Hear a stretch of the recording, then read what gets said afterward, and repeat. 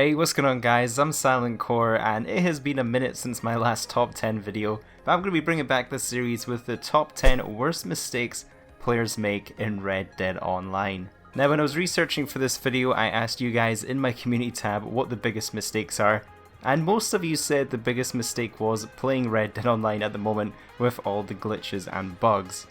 But all jokes aside, this is going to be a pretty serious video, so hopefully it does help any of you out if you are making any of these mistakes.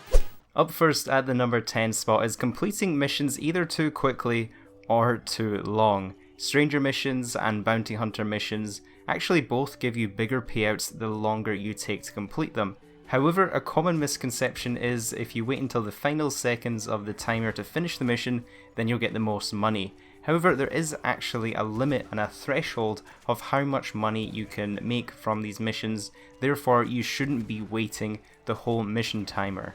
I would like to give a mention to Carter Lee for sharing this one with me, but there is a very handy spreadsheet showing the breakdown of gold rewards from stranger missions and bounty hunter missions.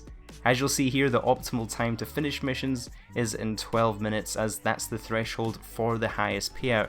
So that means if you take 20 minutes to finish the mission, you're going to get the exact same reward as someone that completed it in 12 minutes. So don't feel that you have to rush the missions, as the gold bar rewards will scale with the time spent in the mission. I'll have a link to this helpful spreadsheet in the description of this video if you want to check it out. At the number 9 spot is completing the wrong collectible sets.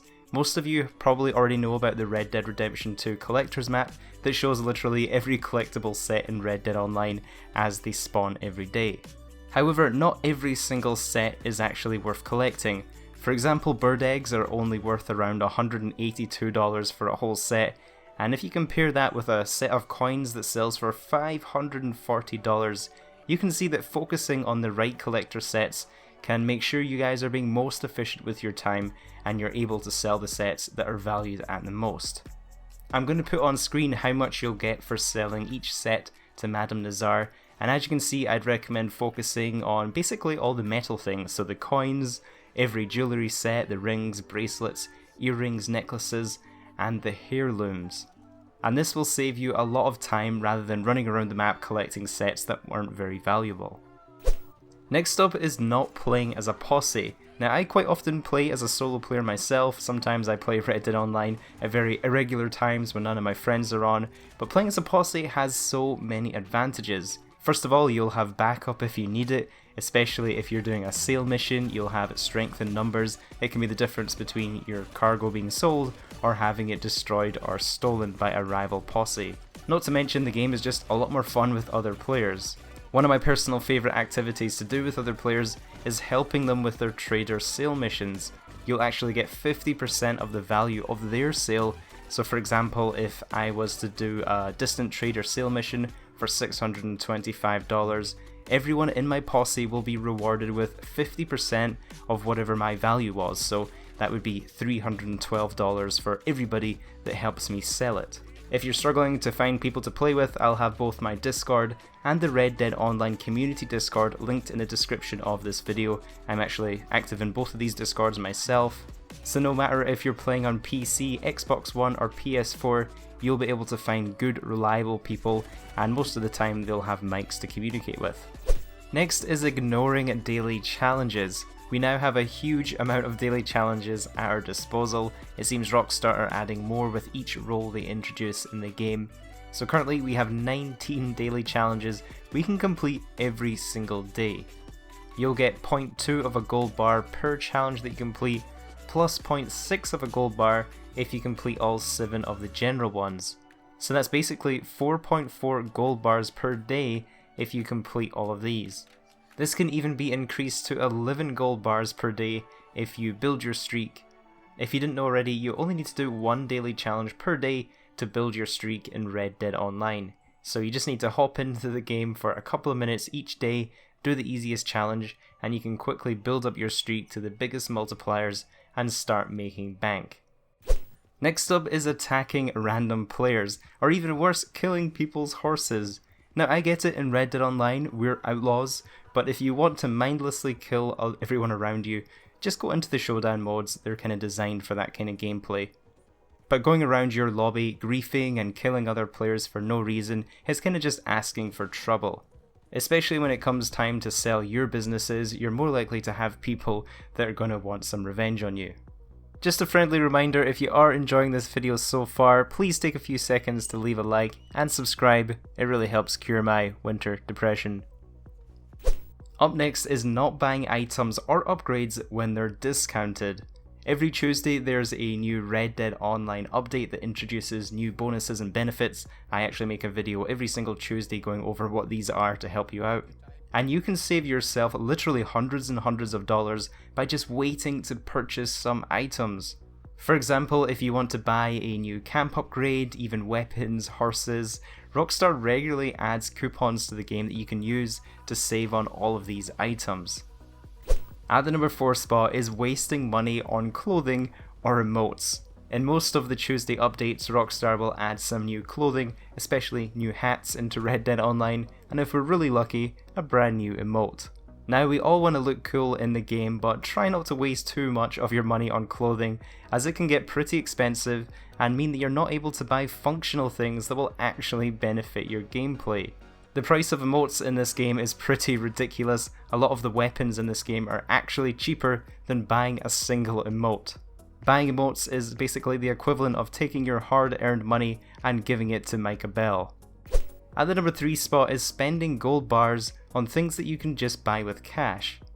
Cash is a lot easier to make in Red Dead Online than gold bars, so make sure that you always choose to pay in cash where you can.